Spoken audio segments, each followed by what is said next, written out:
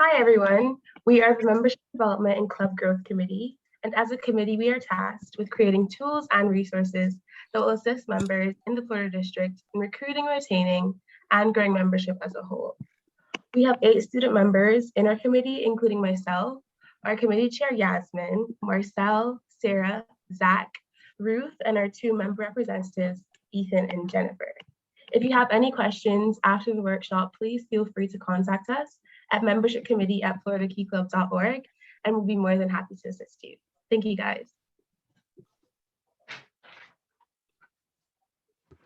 So what is conflict in Key Club? There are so many forms of conflict because we do so much as leaders.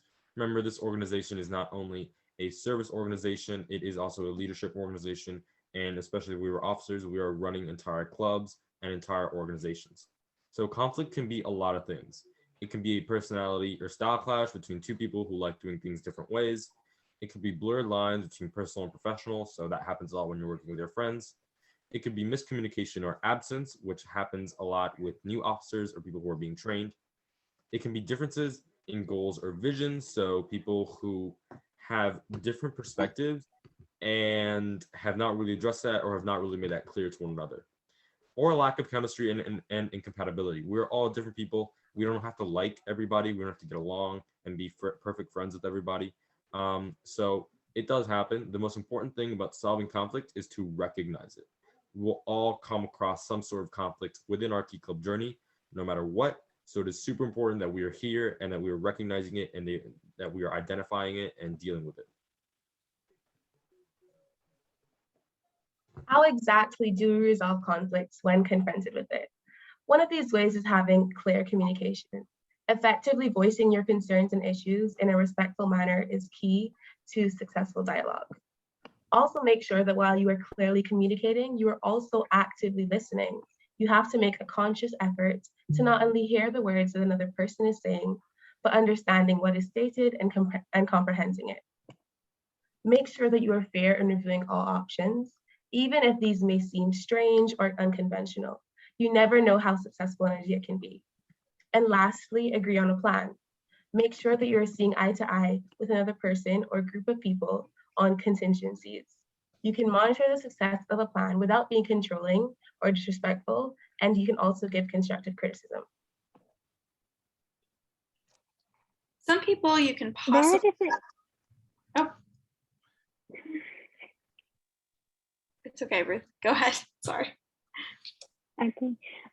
There are like very many different occasions on which you can have conflict with. It's not just, your fellow officers. It's also can be your faculty advisors, admin at your school, club members, and other LPGs as well.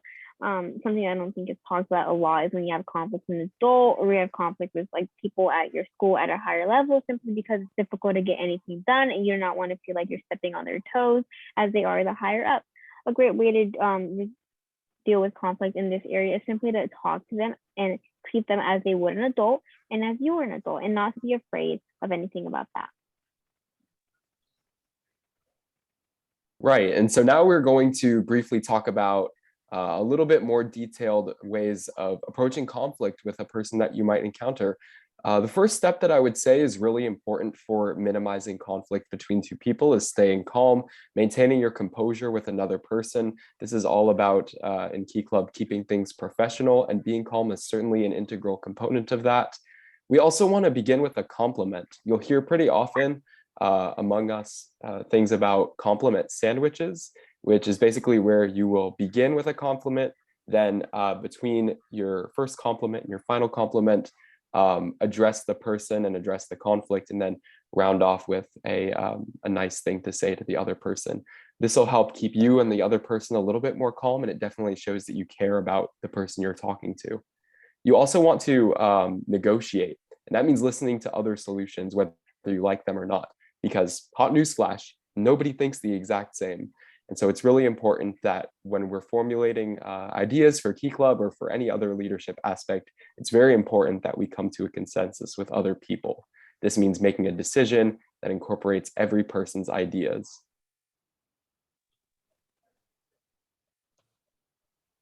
So basically there are two different ways of conflict that happens within students. and conflict that happens within adults. A big mistake that I see a lot of people when they are encountering conflicts is that they do not recognize the difference between a student conflict and an adult conflict.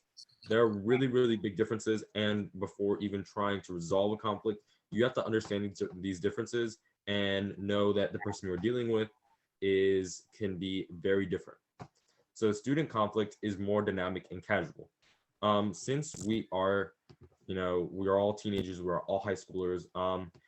We definitely are more casual towards each other. Like, we're not very formal because, we are the same age and we understand each other a lot better.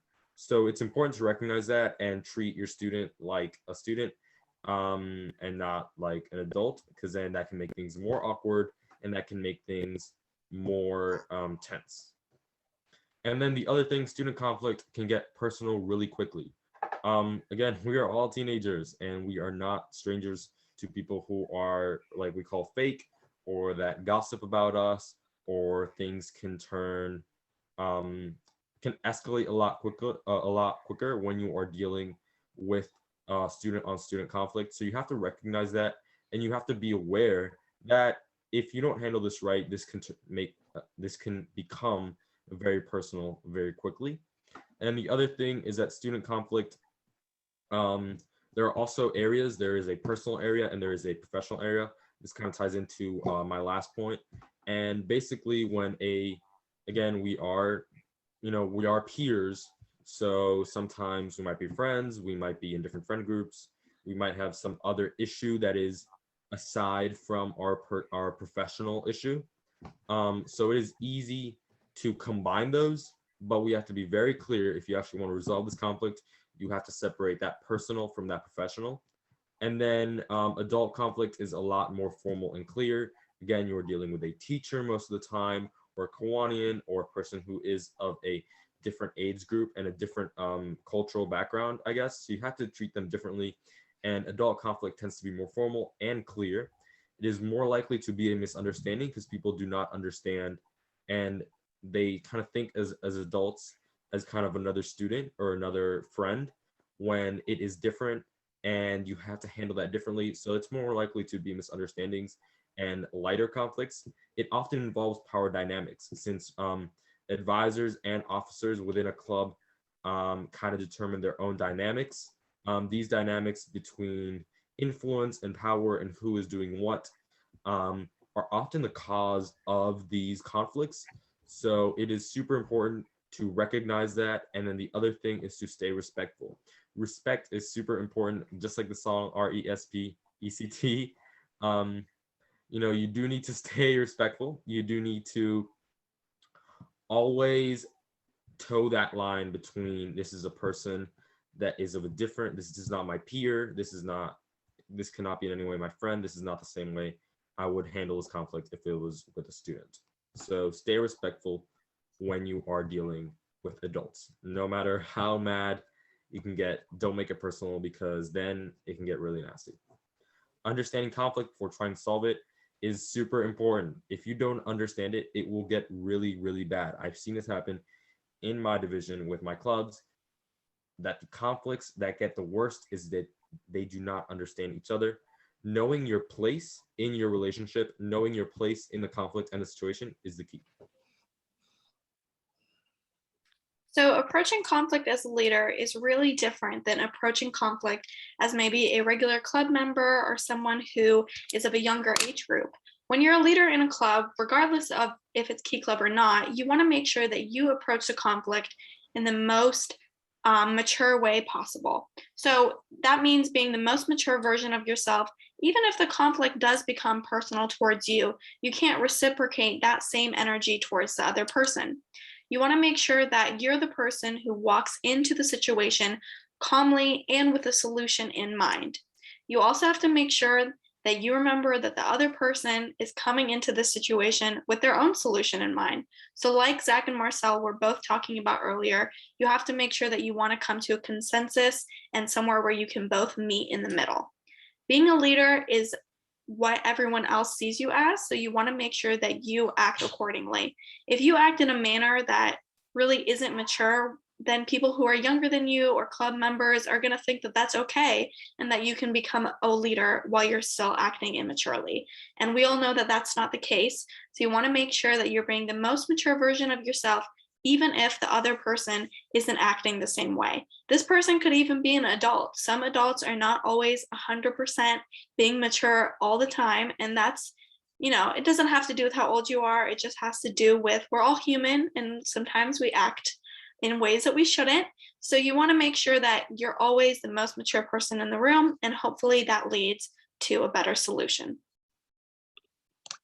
All right, so bearing all that information in mind, the main point of our seminar today is to hear about conflict that all of you have experienced and hopefully give you all some solutions or ways that we would approach it.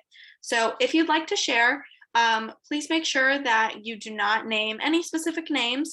Remember, that's not the goal of what we're trying to talk about. So please don't call out someone that you had a conflict with. Please don't name a faculty advisor's name.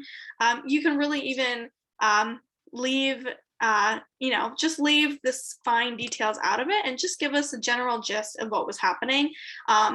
Talk about your experience with conflict in Key Club, talk about your division, your school, your name, and how you maybe approached that, or how someone else approached it. And then, we'll talk about how some of us maybe would have approached it as well. So if you'd like to share, please unmute your mic and share with the group. If you don't want to unmute your mic, you're also welcome to put it in the chat, and I will read it off for you. So anyone who would like to go first, you may go.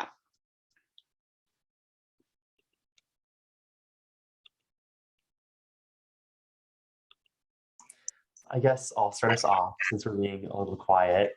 So hi everyone, I'm from Division 22. I go to Gulf Coast High School and my name is Dylan Weinrich. And this year I've had the opportunity to serve as my division's lieutenant governor. I've had the opportunity to work with tons of different club leaders. However, in one of the key clubs I oversee, the faculty advisor didn't quite like how I was deciding to run things at the beginning of the year in terms of officer trainings and organizing events, because some of my clubs are spread out a bit more. So she was hoping things would be a bit more centralized, but I was able to work with her moving throughout the year to sort of make things more digital and more accessible to clubs with different regulations and different expectations of what they wanted. And through that, and through communicating with her clearly and working to see what she wanted, I was able to help end the conflict before things got worse, to help that club grow throughout this year. Thank you, Dylan. I know all of us as lieutenant governors have definitely experienced some sort of conflict within any of our divisions or clubs. So of course, if you're a lieutenant governor who would like to share from the committee about just a conflict that you've experienced, feel free to share that as well. And any club members or officers who'd like to share, if you want to share a conflict you had with a lieutenant governor as a member, don't name names, but you can just talk about how you came to a solution on that, because that's the whole point here. So anyone who would like to go next may go. Oh, and another thing is, don't be shy, guys. I know like you're on a Zoom and kind of talking about the conflicts that you have, maybe a little kind of awkward at first, but it is worth it to get your conflicts and the ways you've solved them out there, because people learn from it, and people really do get a lot from it. All kinds of things happen and it's good to learn. So yeah, don't be shy, guys. You got this. Gabe, go ahead. Hi everyone, my name is Gabe Villar. I'm Lieutenant Governor of Division 26A, and this year I actually had a conflict with one of my clubs where the president felt like I was overstepping, when in reality I was just trying to help with service projects and different ideas. So the way we solved that was to build communication, and once we both realized that we were trying to help each other, our communication really grew, and that club flourished into one of the best clubs in our division. So it was really about communication and understanding each other. Yeah, thank you, Gabe. Anyone else who'd like to share? You can type it in the chat too if you don't really want to unmute. One of us will read it out for you. If there are any adults or Kiwanis advisors or faculty advisors, go ahead. Sophia, go ahead. Hi, my name is Sophia Robestillo. I'm from Division 26A. Gabriel Villar is actually our lieutenant governor. I'm the vice president at Doral Academy and the event coordinator. And it is kind of a general conflict we've had this year in between our athletes and our scholars. We have some requirements, like we hold our members to a standard. So some of them are unable to attend meetings or unable to attend the necessary events. And what we do for them is we kind of sit with them on a one-by-one basis and kind of work with them to try to decide what is manageable.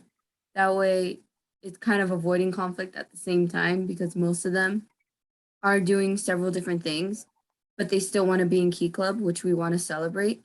So we kind of take that conflict and prevent it from the beginning by just saying, hey, what do you need from us? How can we help you? Let's set a goal together, basically. Yeah, thank you so much. I really like that idea of setting a goal together. I think that will really help a lot of people. Anybody else want to share? Zach, go ahead. So fortunately, as a lieutenant governor, I haven't had any serious conflicts with anybody, but there was a point where actually within one of my clubs, there was a big debate between the members and the board and the faculty advisor, who was essentially allocating positions to anybody who asked for them, which led to far too many people being on the board and just inefficiency with Key Club administration. And so what we did as a club board was we all met with him one-on-one and said, hey, we appreciate the fact that you want to include everybody, but I think it's most important that we all remained organized as leaders and that we have a well-defined board so that we know who's in charge and what everybody's assignments are. And fortunately, he listened to us, and that pretty much stopped the addition of new board members for that year. And we still were able to allow club members to participate in more meaningful ways without sacrificing the integrity of the board. Yeah, absolutely. So we had someone share in the chat, so I'll go ahead and read that out loud, although everyone can see it as well. So I am the Kiwanis Lieutenant Governor for Division 24. Realize that resolution to problems doesn't happen instantaneously. It takes time. More often than not, the conflict is not what it appears to be. And when you find the conflict, make the conflict the third party and let the two parties conquer the problem. I really like that mindset. You should think of it as two people against one problem, not the problem against you two. So if you kind of go into the conversation with that mindset, knowing that you two are working towards a problem together and not separately, that will really help a lot. So anyone else like to share any experience they've had? It doesn't have to be, a major conflict, just something you've experienced. It can be small, and just a way that you got to that point. Ruth, go ahead. Sorry, I like the hand raise button. I don't think I have that option. But the conflict that I didn't personally experience it, but I did see it in Key Club as for a faculty advisor and a club president. I had noticed some tense animosity between the two of them for a while, and I thought it was a bit strange, and actually took somebody else confronting both of them at the same time about the behavior for them to stop doing that. And they're also looking at me like, I wonder who it is. And sometimes it takes another person to be the bigger person, someone that's not directly involved in the conflict, to kind of be like, hey, this is still a Key Club organization. It's about service. We cannot have this type of behavior going on, which is sometimes people don't have the courage to be that person, but sometimes it is needed when you notice that other people are having this tense occasion to step in and be like, hey, you guys can't be doing that, and kind of tell them to put their problems aside, because we are an organization of caring and service, so that's what we aim to give. Yeah, absolutely. Something that I want to talk about real quick is just in Key Club especially. I think you all know that we're all around a lot of type A people. So, that can create its own type of conflict. Although I think being in a group full of type A people creates, efficiency and productivity and great clubs and great leadership. Everyone has a different leadership style. So if you do go into any group that's similar to Key Club, go into it knowing that everyone will have a different style of leadership, and not any style of leadership is bad or negative in any way. It's just different than yours. So you have to know how to come to different compromises with other leaders. Otherwise, you're just not going to be as efficient as you could be. So yeah, would anybody else like to share before we move on to talking about some of the other things going on in our district? Oh, I'll share something that I've seen a lot in my division. I've seen a lot of tensions between advisors and officers, and mainly that has come because the officers and the advisors have a very hard time being clear and telling each other what their duties are and what they expect from each other. So when you see lack of expectations is when you have these conflicts between advisors and officers that I've seen in my club. So a lot of times it is either the advisor is putting all the weight of the club on the shoulders of the president, or it is the other way around where the president is putting all the burden of the club on the advisor. And they don't communicate that. They just kind of pretend that it's okay when it's not. And that creates tension, and tension that is kind of underground, under the surface, and then it bottles up, and one day it's going to blow up, and it can get ugly. So before you reach that point, I advise all the officers and all the advisors to sit down with them and go over what you expect from them, go over what you want them to do, so there is a consensus and everybody's clear on what they have to do. Yeah, so if you're wondering why our committee decided to hold this workshop, we all kind of just came to a general consensus that there are some conflicts going on in each and every one of our divisions, small or big.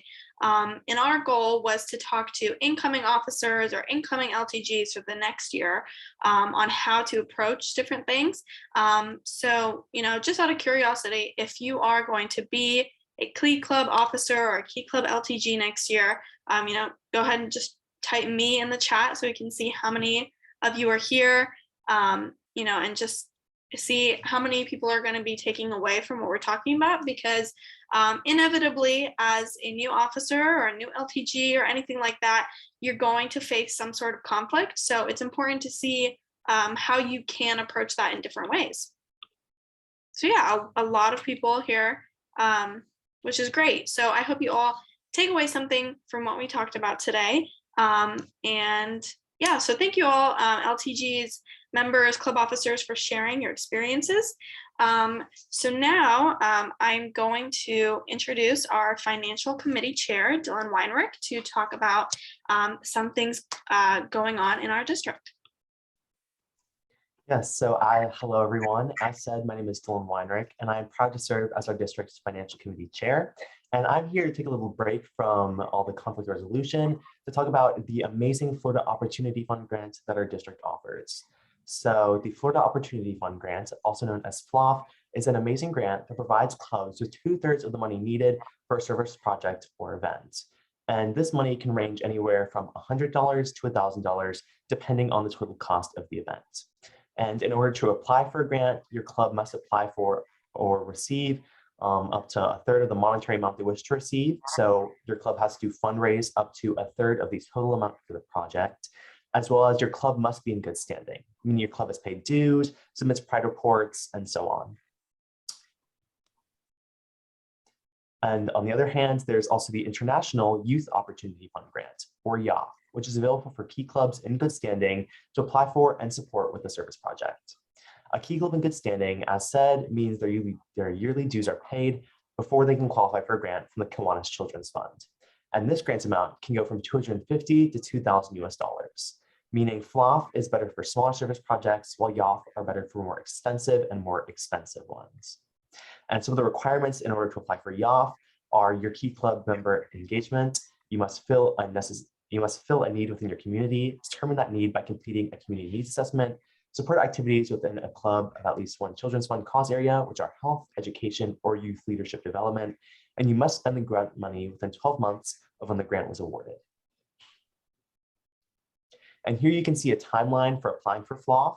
So applications are already open. They opened on October 1st of this year. And in order to apply, you must email your application to your Lieutenant Governor and the Financial Committee, which you can find all this information for the applications on the Florida District of Key Club website under the Financial and Dues tab. After that, your Lieutenant Governor must complete part 2 within 1 week of the submission.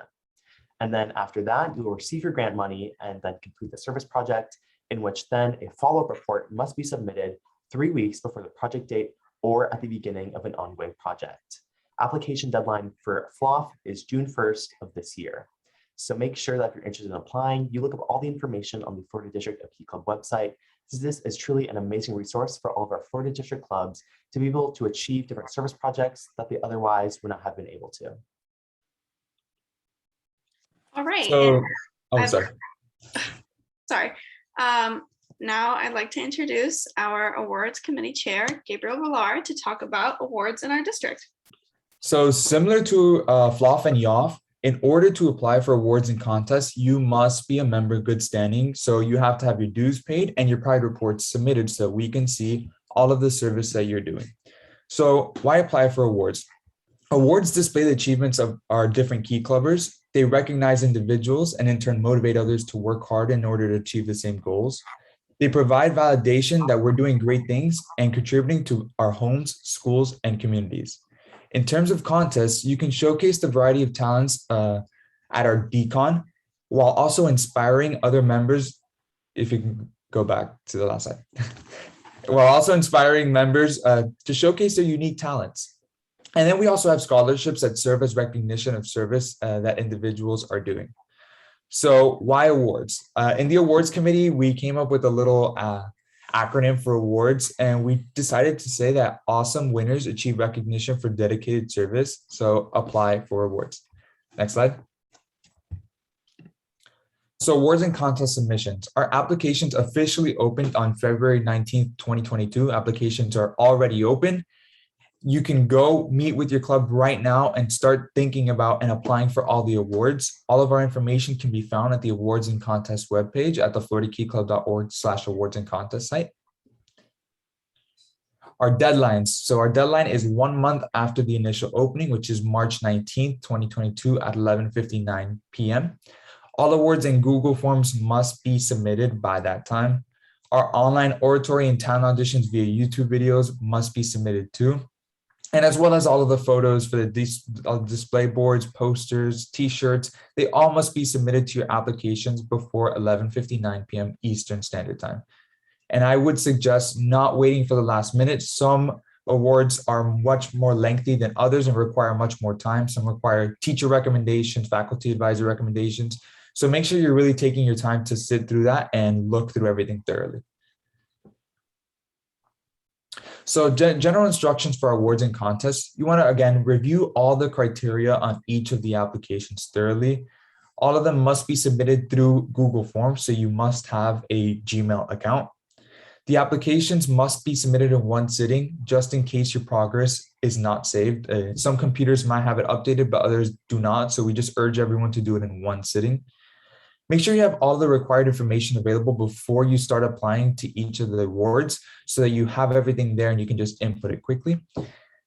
Make sure you're submitting only one application per club per awarding contest.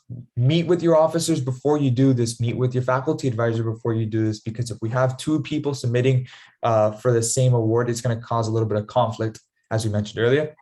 And then lastly, recommendation letters must be signed, scanned, and updated as a PDF and attached to our Google Form applications. If you have any other questions regarding awards and contests, feel free to email us, and I put the email in the chat. And apply for awards. Thank you. Great, thank you, Gabe. So thank you, Dylan, and thank you, Gabe, for talking about some of the really important things that are happening in our district right now.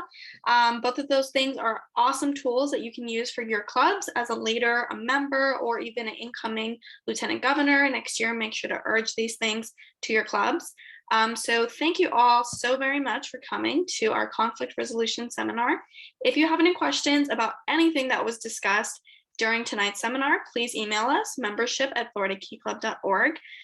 Stick around if you have any questions that you'd like to ask us now, but otherwise have a good night, and all of these resources will be posted to the floridakeyclub.org website. Have a good night, everyone.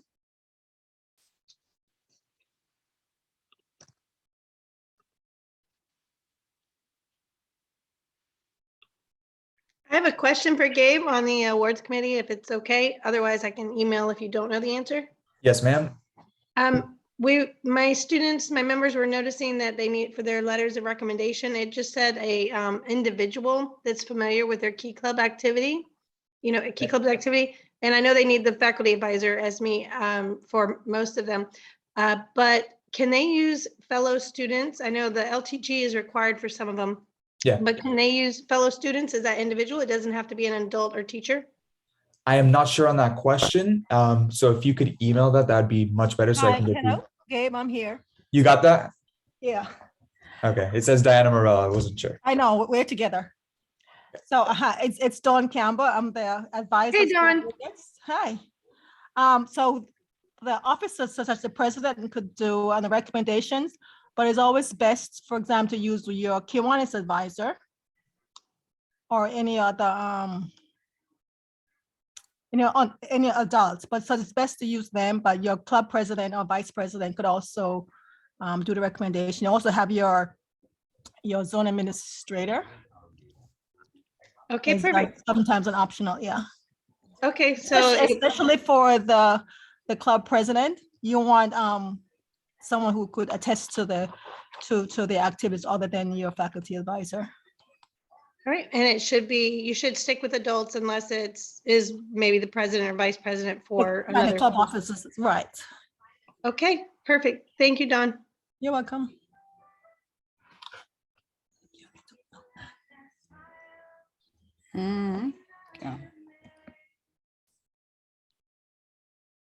All right. If anyone has any other questions they'd like to ask about awards or conflict or about flop or yoff, you can stick around and ask.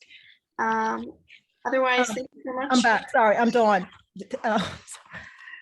Realized this morning, we got a few emails from clubs that they were not able to open the applications. The applications are open. And as a reminder, as we said in the frequently asked questions, it's best that you use a server that's not associated with your school, because they block some of these applications, especially those with attachments. So go and create a free Gmail account, and then you won't have any problems opening or submitting your applications. Okay. Great, thank you. Dawn, I have another question now that you're there regarding that. We have a Key Club account, Gmail account for our school. We've been submitting them just with the same Gmail account. Is that okay that they're different positions, but same That's Gmail? fine. Right, especially Great. since that's ideal because it shows that the faculty advisor are involved in reviewing the applications. Okay, great. Thank you.